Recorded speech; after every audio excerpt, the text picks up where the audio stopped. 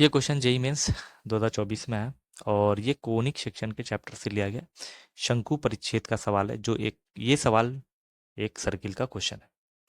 तो सवाल इस प्रकार है कि equation of two diameter of a circle are 2x minus 3y बराबर 5 और 3x माइनस 4y बराबर 7। The line joining the points minus 22/7 comma minus 4 and minus 1/7 comma 3 intersect the circle at only one point p alpha comma beta, then 17 beta minus alpha is equal to।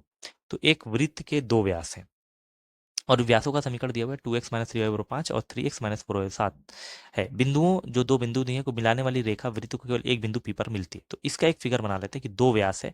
तो चलिए एक वृत्त का समीकरण बनाते हैं। अगर कोई दो व्यास है, ठीक है, अगर दो व्यास है, एक व्यास ये मान लेते हैं और एक व्यास ये मान लेते हैं। अगर दो व्यास है, दोनों व्यास किसी एक बिंदु पर काटेंगे तो वो हमारा केंद्र मिलता है, सेंटर मिल जाएगा। तो मतलब कहने का ये है कि इन दोनों समीकरण को सॉल्व करेंगे।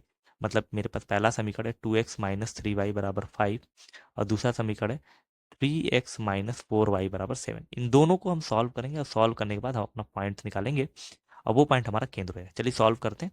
इसको गुणा कर लेते हैं 4 से, इसको गुणा कर लेते हैं 3 से, ठीक है। तो पहले 4 से गुणा कर लेते हैं, 4 to the 8x minus 12y बराबर 5 चौको 20। इसको 3 से मल्टीप्लाई करते हैं, 9x माइनस 12y बराबर 7 3 21। अब इसको अगर हम माइनस कर देते हैं तो ये माइनस, ये प्लस, ये माइनस, ठीक है, तो ये कट जाएगा। तो हो जाएगा माइनस एक्स बराबर -1, तो एक्स बराबर हो गया 1 के बराबर। तो हमारे पास केंद्र क्या आ गया, सॉरी अभी तो x की वैल्यू 1 आई है, तो x की वैल्यू 1 रखते हैं यहाँ पे। तो 2 इंटू 1 माइनस 3y बराबर 5, ठीक है। तो 3y बराबर क्या हो जाएगा, इसको इधर कर लेते हैं, तो 2 माइनस 5, ठीक है, तो ये जाएगा -3। तो y की वैल्यू कितनी हो जाएगी, -1 के बराबर। तो हमारा केंद्र क्या आ गया, -1 कामा -1 के बराबर। अब देखा जाए तो हमसे क्वेश्चन आगे कह रहा था बिंदु ये और ये को मिलाने वाली रेखा, ठीक है, और वो कह रहा है वृत्त के केवल एक बिंदु पे काटती है। अगर हम ये कहते हैं कि हमारे पास एक रेखा है जो बिंदु के सिर्फ एक पॉइंट पे काटती है, चलिए मान लेते हैं यही पॉइंट है, और दो जो पॉइंट्स हैं जहाँ से जा रहा है वो है -22/7 कामा -4, और एक और बिंदु ले लेते हैं -1/7 कामा 3 के बराबर। और इससे अगर हम ये लंब डालते हैं तो ये एक परपेंडिकुलर लाइन हो जाएगी, ठीक है, और ये दोनों किसी एक पॉइंट P मतलब अल्फा कामा बीटा पे टच करते हैं। तो हमसे कह रहा है कि 17 बीटा माइनस अल्फा, मतलब अल्फा बीटा निकालना है। तो हम क्या करते हैं कि इस रेखा का समीकरण निकालते हैं। पहले इसका m निकालते हैं, ढाल को m मान लेते हैं या m1 मान लेते हैं। तो ढाल कैसे निकालते हैं, किसी भी दो पॉइंट्स की ढाल निकालने का तरीका होता है y2 माइनस y1, तो 3 प्लस 4 बराबर में 1 माइनस 7 माइन प्लस 22/7, ठीक है। तो ये हो जाएगा 7, इसका एलसीएम लेंगे 7, ये 22 में से 1 चलाएगा तो 21 हो जाएगा, 7 ऊपर चलाएगा, तो 7 इंटू 7/21, ठीक है। तो 7 3 21, 7/3 हमारा आंसर आ जाएगा। तो 7/3 इसका m1 आ गया। इसका m निकालने की क्या जरूरत थी, ताकि हम इस रेखा का समीकरण ज्ञात कर सकें, या वैसे भी रेखा का समीकरण तो हम ज्ञात कर ही सकते थे। तो रेखा, इसका नाम बना लेते हैं, इसको ए बी बना लेते हैं और इसको सी पी बना लेते हैं। तो रेखा ए बी क्या हो जाएगी, चलिए बताते हैं। तो रेखा ए बी का समीकरण क्या हो जाएगा, अब तो हमारा m आ गया, तो डायरेक्ट निकाल देते हैं, y minus y one is equal to m x minus x1 के बराबर होता है। तो y माइनस वाई वन मतलब 3 मान लेते हैं, m की वैल्यू 7/3, x माइनस x1 मतलब x प्लस 1/7 हो जाएगा। इसको थोड़ा सॉर्ट आउट करते हैं, तो y माइनस 3, ठीक है, इसको हम मल्टीप्लाई कर लेते हैं यहाँ पे 3 से, फिर 7 को अंदर मल्टीप्लाई कर ले, 7x प्लस, ये 7 से 7 कटेगा 1 आ जाएगा। तो 3y माइनस 9 बराबर 7x प्लस 1। इसको थोड़ा सा सही इक्वेशन बनाते हैं, x को पहले लिख लेते हैं फिर y को लिख लेते हैं। 7x माइनस 3y माइनस बराबर हो जाएगा माइनस, इधर भी माइनस कर देंगे, -10 हो जाएगा। तो ये समीकरण नंबर हमारा एक आ गया, सॉरी थर्ड कर लेते हैं क्योंकि 1 और 2 शुरू में हम इक्वेशन बना चुके थे। तो ये रेखा ए बी का समीकरण आ गया। अब हम लोग सीपी का समीकरण निकालने की बात करते हैं, लेकिन सीपी का एम चाहिए। तो इसका m और इसका m मल्टीप्लाई करने पे कितना आएगा, -1 आता है। तो क्योंकि ये दोनों परपेंडिकुलर है तो m2 की वैल्यू कितनी आ जाएगी, यहाँ पे m1 डाल देते हैं। तो अगर m1 की वैल्यू 7/3 आई है तो इसकी वैल्यू -3/7 आ जाएगी, क्योंकि एक बार उलाटेंगे फिर माइनस लगा देंगे ताकि मल्टीप्लाई करने पे -1 आ जाए। तो रेखा CP का फॉर्मूला क्या हो जाएगा, वो भी वही है, y minus y one is equal to m2 कर लेते हैं, x माइनस x1।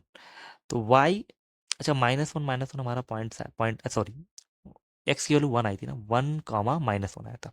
तो हमारा जो केंद्र आया था वो 1 कामा -1 आया था। तो y माइनस वाई वन करेंगे तो -1 +1 हो जाएगा, बराबर m2 की जगह पे हम रख सकते हैं -3/7 एक्स माइनस x1 मतलब 1 हो जाएगा। 7 से ऊपर मल्टीप्लाई 7y प्लस 7, ठीक है, is equal to -3x+3। 3x उधर ले आते हैं, 3x प्लस 7y बराबर 3 में से 7 जाए -4 के बराबर हो जाता है। समीकरण नंबर 4 हो गया।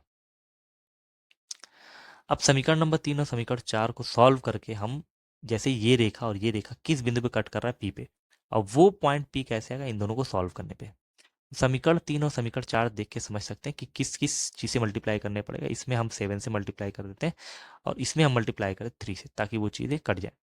तो 7 से मल्टीप्लाई करने पे आ जाएगा 49x माइनस 21y बराबर -70, और 3 से मल्टीप्लाई करने हो जाएगा 9x प्लस 21y बराबर जाते हैं 12 -12 हो जाएगा। ये y से y कट गया, ये हो जाएगा 58x इज इक्वल टू -82। ठीक है, तो x बराबर क्या हो जाएगा, हम यहाँ पे लिख देंगे 82 माइनस अपॉन 58, तो इसको काटने के बाद -41/29 के बराबर आ रहा है। तो ये हमारा आ गया x जो कि अल्फा के बराबर है। ठीक है, इसी तरह अल्फा की वैल्यू को हम लोग समीकरण नंबर किस में 3 में रख देते हैं। तो हमारा समीकरण नंबर 3 क्या है, x में रखते हैं 7 इंटू -41, ठीक है, अपॉन 29, फिर -3y बराबर आ जाएगा -10 के बराबर। तो 3y उधर कर देते हैं, तो 3y बराबर क्या हो जाएगा, इसको मल्टीप्लाई करना, 7 1 7, 7 चौक 28, 287 माइनस में रहेगा अपॉन 29, ये +1 हो जाएगा, +10। ठीक है, तो 3y बराबर क्या हो जाएगा, इसको जोड़ दें, -287 प्लस 290 अपॉन 29, तो ये हो जाएगा 3/29। तो 3 से 3 कट जाएगा, तो यहाँ पे एक और पॉइंट आ जाएगा बीटा, 3 से 3 काट देते हैं, तो y की वैल्यू कितनी आ गई, y की वैल्यू यहाँ पे आ गई 1/29 जो कि बीटा के बराबर है। तो अल्फा और बीटा हमारा निकल चुका, एक अल्फा की वैल्यू आ गई -41/29 और बीटा की वैल्यू आ गई हमारा 1/29 के बराबर। ठीक है, अब हमारा सवाल था, क्वेश्चन हमसे क्या कह रहा था कि find the value of 17 beta minus alpha. तो चलिए एक बार रख लेते हैं, 17 बीटा की जगह पे 1/29, फिर उसके बाद माइनस अल्फा की जगह प्लस कर लेंगे 41/29।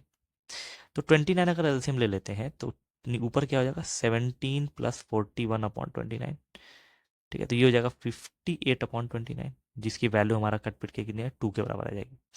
ये सवाल एक न्यूमेरिक क्वेश्चन था, क्योंकि सवाल देख सकते हैं यहाँ पे डैश लिखा हुआ है, तो ये ऑप्शनल क्वेश्चन नहीं था। तो 17 बीटा माइनस अल्फा की हमारे पास वैल्यू कितनी आ जाएगी, 2 के बराबर आ जाएगी। तो ये हमारा आंसर हो गया, और यहाँ पे 2 जो आ गया वो हमारा फाइनल आंसर हो गया।